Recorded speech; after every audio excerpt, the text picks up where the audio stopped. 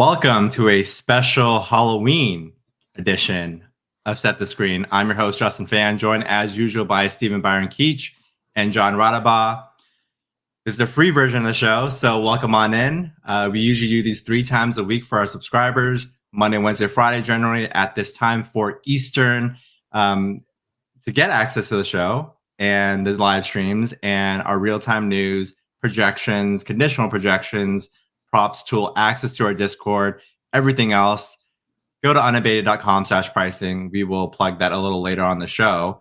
But a lot to get into right now on this 4-game slate, a ton of injury news. We'll dive right in. Nothing more scary than having to break down the Grizzlies projections and the rotation. So speaking of, we'll dive right in. We got the Grizzlies injury report today.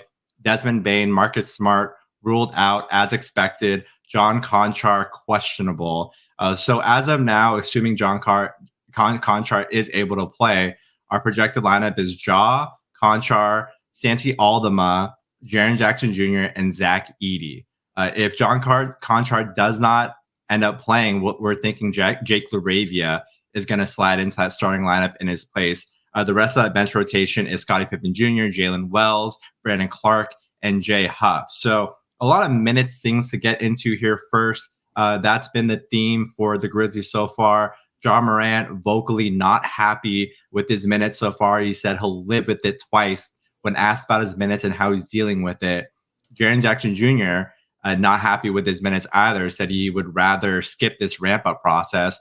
But Taylor Jenkins said, they have to build him back up after the hamstring injury. So, we'll kind of get in that rotation first. Second lane of a back-to-back. We were continuing to be conservative with the minutes on Ja, the minutes on Jaren Jackson Jr., having that 28.5, both of them. I want to get into the Desmond Bane injury, how it affects things, our projections, and then also break into some angles on, John Konchar ends up missing, what this rotation ends up looking at. We'll toss it to you first, SBK. I will say it is kind of nice to finally see Ja and Jaren get up at least close to 30. That is something that shouldn't be an issue for them, but has to this point. So it was at least nice to see them there. It is a back-to-back, but if this is competitive, given the lack of Smart, lack of Bane, seems very likely that they could get there again. I'm curious to see how much Scottie Pippen plays alongside Morant, given they're missing their 2 other top guards there. And Konchar is questionable, so if he sits, it seems like it would be a decent chunk. Prior to this year, we hadn't really seen much Pippen and Morant, but just given the injuries, the ramp up for Smart, for Bane, for Morant, just seeing more Pippen.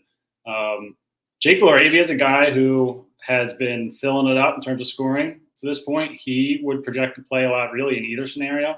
I'd be curious to see where the points props end up for him. Jalen Wells, another bench guy who we project in the mid-20s. Just really not that many bodies, and you got to fill 240 minutes here. So they're not going to push Ja. They're not going to push JJJ. Those other guys are going to have to kind of play in those minutes in the 20s. Yeah, and one guy there that we feel a little comfortable with in terms of his minute ceiling, who has hit 35 minutes before a couple of games ago, was Santi Aldama, who we project to start at small forward. We're a little bit more aggressive with his minutes than market. We're at 29.5 with him currently. And then we have a lot of the rest of the guys like Scottie Pippen Jr., John Konchar, Jake LaRavia, Jalen Wells, projected in that 25 to 27 minute range. I think that's going to be the case where Jenkins likes to kind of spread it out a little bit and not get one player out of that group too high. So we're liking Santi Aldama's chances there of separating a little between that group, that we just mentioned. We'll want to talk a little bit about the center situation too. Obviously, 3-headed split between Zach Edey, Brandon Clark, Jay Huff. No Jaren Jackson Jr. today at that center position that we have projected. So we're doing a straight 48-minute split between those 3. We'll note that Zach Edey has not played a single fourth quarter minute in the last 2 games. A second half defense has been a huge problem for this team pretty consistently. They're giving up massive, point totals in those second halves. And yeah, as a result, we haven't seen much Zach Edey. So I think he's pretty capped with his minutes, not going to get too much out of line between like 16 to 20. Brandon Clark started out really slow, but has kind of picked it up a little bit and reclaimed some of those minutes from Jay Huff, who was really on his heels. Want to get some general takes on the center rotation between Edey, Clark, Huff. Any interest here? Any of the three you're more high on relative to market than the others? I'm high on one of them, but it's like I'm high in terms of I want to bet the unders. I think we'll save that for a little while. Brandon Clark did finally, take a little bit of that back from Jay Huff, which our hero Jay Huff. Sad to see him down in the single-digit minutes. That could very well flip today. Like it seems like there's been little rhyme or reason in terms of, the backup. Said it's kind of tough to project. Kind of depends like what they need in the moment. But yeah, I think what Justin said about Edey is spot on. Like it seems like that 16 to 20 range. Like 20 seems like a ceiling for him right now in terms of minutes, unless he improves on the defensive end very quick, which seems tough given the size of his body. So yeah, we'll get into the Grizzlies center situation in a little bit. The tough thing with the center position for Memphis to project are the rates. Like the algo really wants us to be aggressive on Edey rates. Same for Brandon Clark. All those guys have shown historically like they can produce some big rates, but they just haven't this year. And then the minutes make it just extra volatile.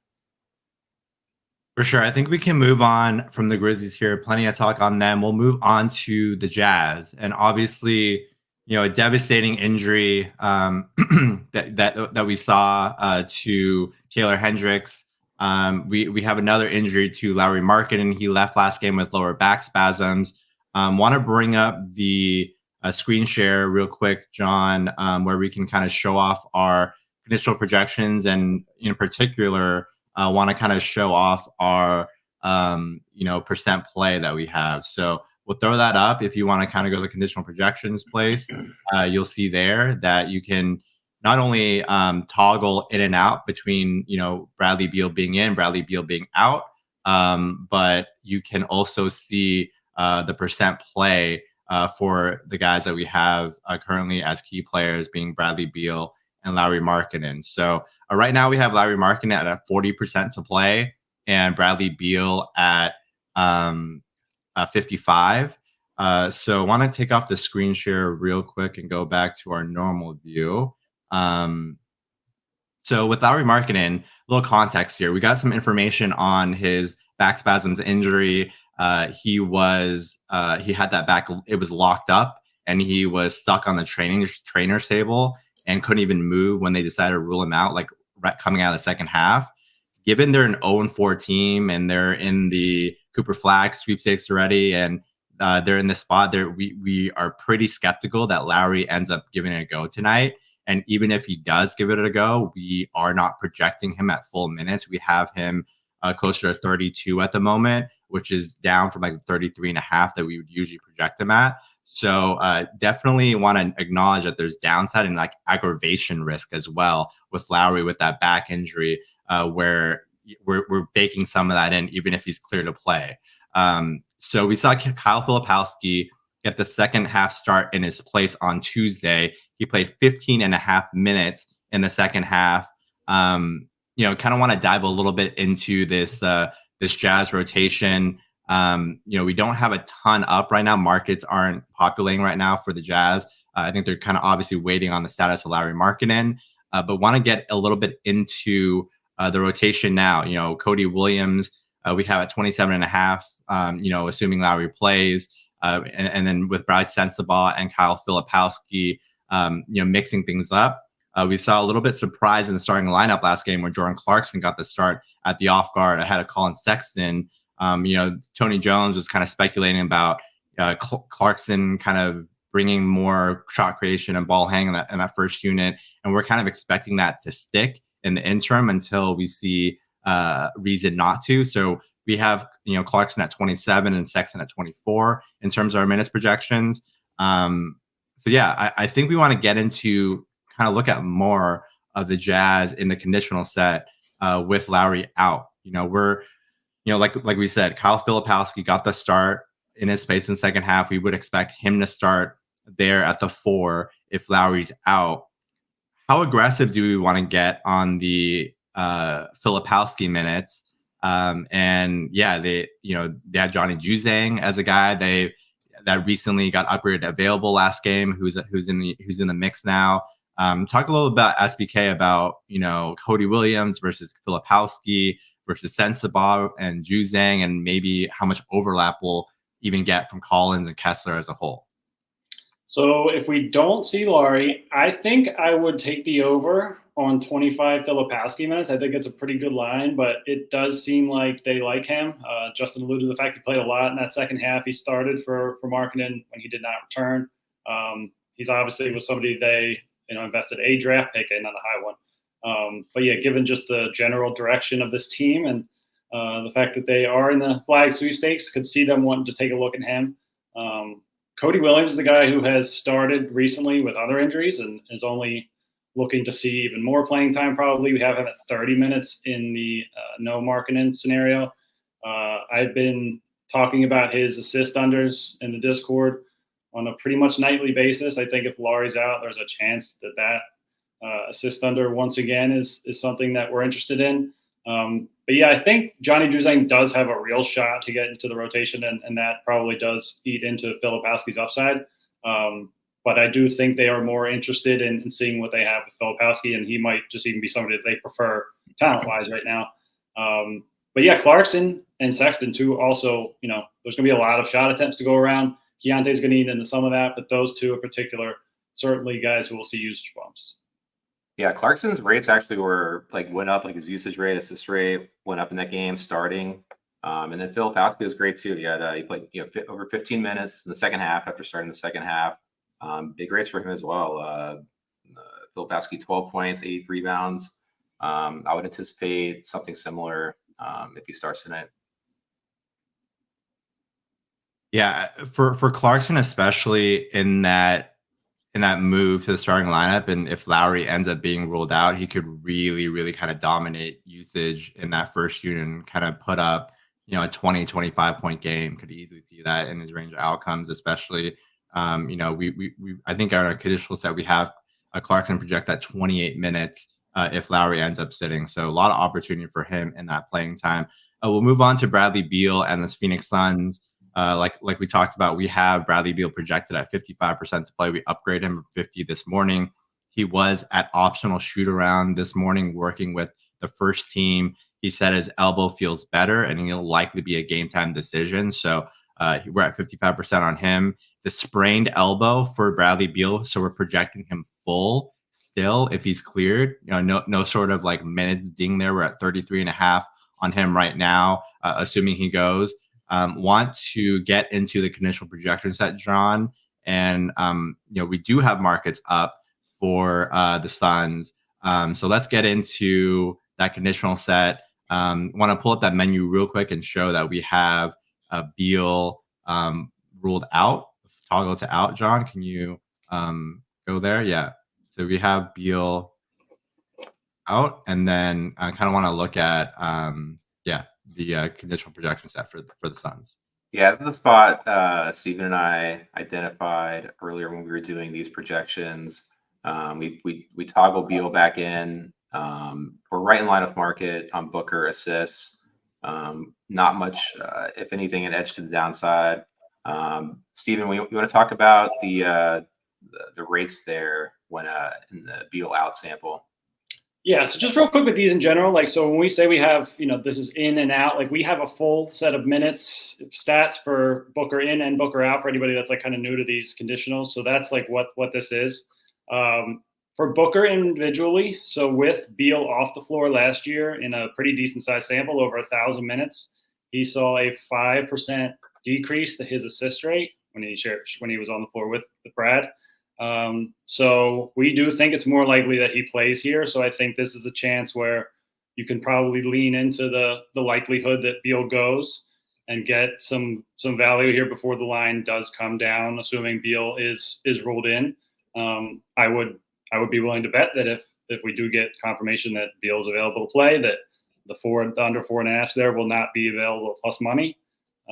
So yeah, this was kind of our favorite angle from this one. We feel pretty good given that Beal went through shoot around. Reports are good. Seemed like he just kind of like dinged the elbow. Wasn't anything really terribly wrong, just a little bit of soreness. So we feel pretty good that he returns tonight and that we see a little bit of regression for Booker assists.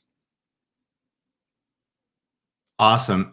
Well, let's go to the final game here. Unless you guys have anything else on the Sun side, SBK, John. Anything else to add on the Beal conditional projections? I think the only thing I'm kind of curious about is the Grayson Allen, like how much they would push him in the event that Beal doesn't go. We saw him return, but was pretty limited. Ryan Dunn played more than he did. Ryan Dunn's maybe Justin's favorite player in the NBA. But yeah, so that's like the kind of one thing I'm curious to see. Like, does Beal have like a 30-minute ceiling if he were to start? It seems like no, but yeah, TBD. Yeah, for the Grayson Allen minutes, if Beal does end up missing, we only have him at 24. We still think he'll be pretty limited. He didn't look quite like himself, and I think they're still kind of ramping him up. And the good thing is that they have found guys like Ryan Dunn to really step in and provide good rotation minutes, and they have depth at point guard, obviously, with Monte Morris, where it opens up more minutes for Booker on the wing. And they've been very comfortable using Royce O'Neal. I believe Royce O'Neal is like right up there in plus minus, in terms of like in the total league. So he's been very good for them overall. They have the three guys at center too that eat up all the time there between Nurkic, Plumlee, and Oso. So good enough depth to where they don't need Grayson Allen to push into the upper 20s, even if Beal ends up remaining out. So let's move on to the last game here. Talk Spurs, Clippers. We got injury reports on both these teams pretty late in the day. 3:30 Eastern, 4 Eastern, pretty clean for both sides. So Chris Paul was not on the injury report. Victor Wembanyama not on the injury report, and no additions to the Clippers side. So kind of want to talk through both these rotations. And on the Spurs side, two guys that we had talked about when kind of doing these minute projections were Chris Paul and Victor Wembanyama. So I think in the case of both these guys, Chris Paul, we have currently at 28 minutes, Wemby at 31 and a half. In the second leg of a back-to-back here, definitely think there's downside for both these guys in terms of minutes. Wemby at 31 and a half could easily see him closer to 30. They have some guys behind him and Zach Collins and Mamu Kelishvili if they want to dig into those guys. And with Chris Paul, they have, Stephon Castle, Malachi Branham, Blake Wesley in there as well. So I could see Chris Paul, his range definitely get into like 26, 27, lower than the 28 we have him at. So kind of want to highlight those two in particular. Like I feel like we're a little bit on the higher end of their minutes projection. And Wembanyama, I don't think it's been super public, but he was talking about, how he's dealing with an illness recently, the second leg of back-to-back. Obviously didn't look like anywhere near himself last night, one of his worst games that he's ever played. So just want to talk through those guys and their range of outcomes, and that there's a little bit more floor for them in this situation, the second leg of back-to-back. Yeah, I think you nailed it with the Wembanyama thing. Like that is a legit concern. We are, I would say, as high as we can comfortably be with a minutes like, just where we're at 31 and a half. That's a pretty full Victor game right there. This is a back-to-back. Potential he's sick. I don't really want to say too much about the prop stuff yet, but yeah, I think we're pretty full on Victor there. And yeah, Chris Paul is obviously a dinosaur. So I think we had some legit concern that he wouldn't play, just given that this is a back-to-back. But yeah, no injury report for him. He seems fine. And yeah, we saw Malachi Branham back in the rotation last night. That was a little bit surprising. He did eat Julian Champagne's playing time. That's kind of the one thing I'm watching closely in this one, is to see if Champagne gets back into the high 20s, or if Branham continues to eat into him or not.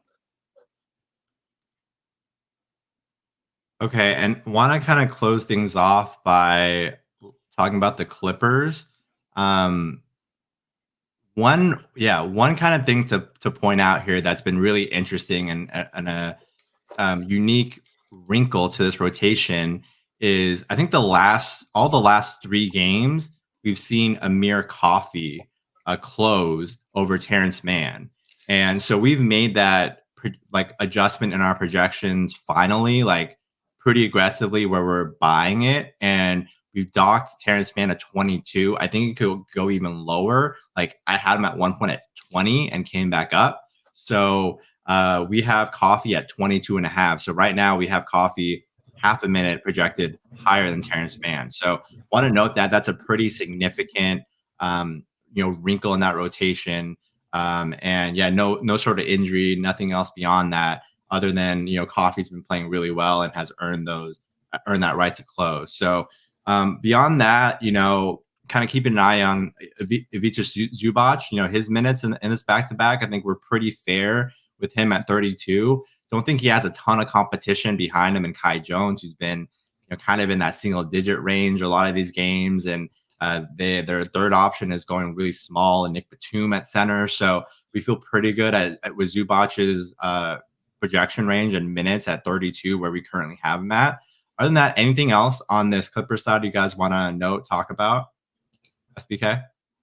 No, I mean, I'm an Amir Coffee stan, so I've been liking to see Ty Lue pushing him a little bit. He is a very good player. I'm kind of surprised that we're seeing Mann get cut as much as we have been. I kind of would think that maybe it would be somebody else, but yeah, Amir Coffee is deserving of playing time. So yeah, not shocking.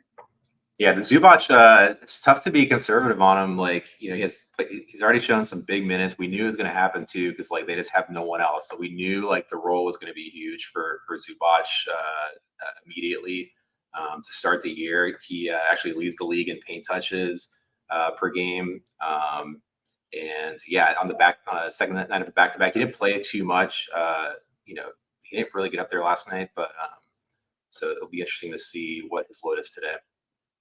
Yeah, I like I mentioned, I think for us, when we're kind of considering these range of outcomes, the quality of the backup plays a big role in it. And if it was Mo Bamba still in there, we'd feel a little bit more nervy about Zubac's floor, potentially getting to 29, 30. But given his Kai Jones just hasn't really made too much of an impact, given them much of a reason to increase his playing time. And I don't think they want to get too out of line with a ton of Nick Batum at center lineups either.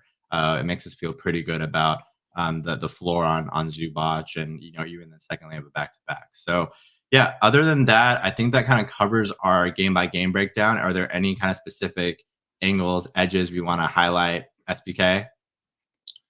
Let's pray that they have survived the last half an hour since we've looked at this last. This is always the biggest sweat for us. Can we go? Yeah, we just want to search by player, right? Can we search for? Yeah, you already know. So points, yeah, not seeing anything there. I think John knows where. I think he knows the stack category. I'm hoping to go to. Oh, so this is Assists. Steals is a good place. So yeah, so if you look at this projection, so we're projecting 0.6 assists here. The line is 0.5. It's an unbelievably price sensitive bet. The reason that this is showing a 17 point whatever it is, 8-9, I can't see. Size edge is because it's plus money there. I think we have done a lot to even get to that point with Edey. So we already talked about the fact that he's likely not going to be playing more than 20 minutes. He can't defend. That's not good. He also does not pass the ball. So he has recorded 8.2 passes per game to this point, 0.6 potential assists per game, 0.4 actual assists. It's hard to record assists when you don't pass. I do think his passes are generally, especially off offensive rebounds, could be some decent quality assist looks. But still, just given the lack of playing time, the fact that we're getting plus money here, he's making eight passes per game. You really need him to hit on that one assist conversion. And if he doesn't, you likely cash the bet. So I am willing to lay anything plus money or better on this. I think we were closer, 0.5 on this, which would have been a bigger edge. Gave him some credit to get him to 0.6. So given that we're giving the market some credit and under the hood, this looks good. This is probably, despite the fact that it could be sank by one offensive rebound and one pass, it is probably my favorite play of the day. The other one, though, John, and unfortunately, the sim, we're fixing these issues. If you see blocks and steals with really, really low numbers, we're having some issues with the simulator on that, and hopefully should be fixed very soon. But if you go to the steals sim, we can at least show you the projection on Edey, which is 0.3 steals. You can do some math and get an implied odds on that 0.3, and you will find out that the minus 185 would still be pretty good there. Edey is like allergic to assists, or excuse me, to steals. Not that his college stats have any bearing on this today whatsoever, but he recorded 11 steals his entire senior season, where he played 40 games, 30 minutes a game. That's a lot of time to record 11 steals. He's just not out there much, like we've said a few times already. He's not very good defensively. Guys who are as big and as heavy as he is are not generally the best at like coordination and using their hands and stuff. So even at the minus 185, doesn't feel terribly comfortable. He got one last night. He got an assist last night also. Converted his one potential. But I think I'm down to try this again and even lay the 185 on the under 0.5 steals. All right. Any other angles? Any other things we like before we kind of close things out? Yeah, it's a little tough. We can't go like kind of category by category. Did you have anyone you wanted to touch on, John, in terms of like individual players? No, man, we were so in the weeds today. I don't want to give the whole thing away here. Yeah. Yeah, usually we will. Usually we'll go on behind the paywall.